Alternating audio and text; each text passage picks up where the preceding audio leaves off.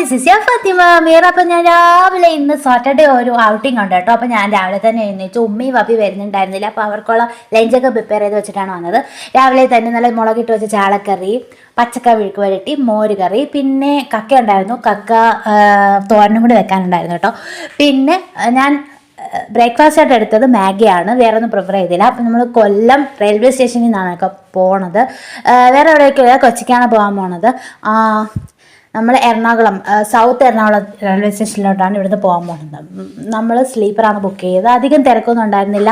നമ്മൾ ചെന്നപ്പോൾ ട്രെയിൻ വന്ന് കിടപ്പുണ്ടായിരുന്നു. 10:45 വണ്ടി എടുത്തത്.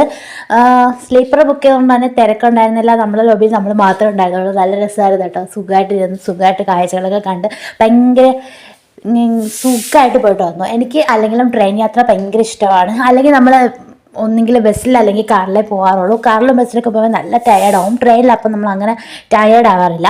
നമ്മളിവിടുന്ന് 10:45 വണ്ടി എടുത്തു. അവിടെ ചെന്നപ്പോൾ 1-2 മണിയായിട്ടുണ്ടായിരുന്നു കേട്ടോ. 1:30-2 മണി. പിന്നെ ട്രെയിനിൽ നമ്മളൊരു വട വാങ്ങിച്ചു. അതിൻ്റെ എക്സ്പ്രഷനാണ് നിങ്ങളിപ്പോൾ കണ്ടത്. എന്താവോ എന്തോ അങ്ങനെയൊക്കെ ഉള്ളൊരു ഫീൽ.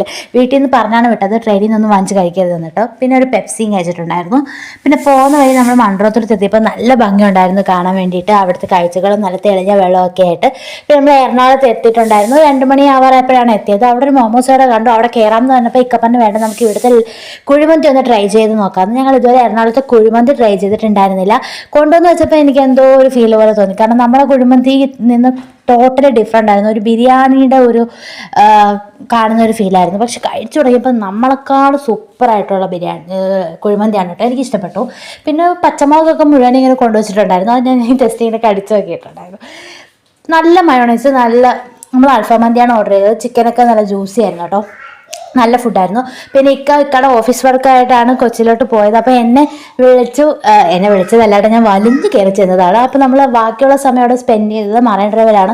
കാരണം നമുക്ക് 7 മണിക്കായിരുന്നു തിരിച്ചുള്ള ട്രെയിന്. അവിടെ കുറച്ച് നേരം സ്പെൻഡ് ചെയ്തു. പിന്നെ നമ്മൾ കുറച്ച് ഷോപ്പിംഗ് ഒക്കെ നടത്തി.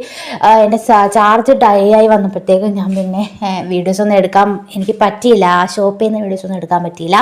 മറൈൻ ഡ്രൈവ് ഇരുന്ന് കുറേ നേരം വായി നോക്കി. ഞാൻ ഒരു ഐസ്ക്രീമൊക്കെ വാങ്ങിച്ചു. തിരിച്ച് നമ്മൾ റെയിൽവേ സ്റ്റേഷനിലോട്ട് പോകാവുന്ന വഴി നല്ല തിരക്കുണ്ടായിരുന്നു. അപ്പം ഇപ്പുറത്തെ സൈഡിൽ നിന്ന് ഒരു ഓട്ടോ വിളിച്ചു കഴിഞ്ഞാൽ ആരും വരാല്ല. പിന്നെ നമ്മൾ നടന്ന് പോയി അപ്പുറത്തെ സൈഡിൽ നിന്ന് ഓട്ടോ വിളിച്ച് വേണം എറണാകുളം സൗത്ത് റെയിൽവേ സ്റ്റേഷനിൽ പോകാൻ. റെയിൽവേ സ്റ്റേഷനിലാണെങ്കിൽ ഒരു ഒടുക്കത്തെ ഭയങ്കര കൊതുകായിരുന്നു കേട്ടോ. പിന്നെ നമ്മൾ തിരിച്ച് വന്ദേ ഭാരതിലാണ് വന്നത്. ഞാൻ ആദ്യമായിട്ടാണ് വന്ദേ ഭാരതി കയറുന്നത്. നല്ല ഒരു എക്സ്പീരിയൻസ് ആയിരുന്നു.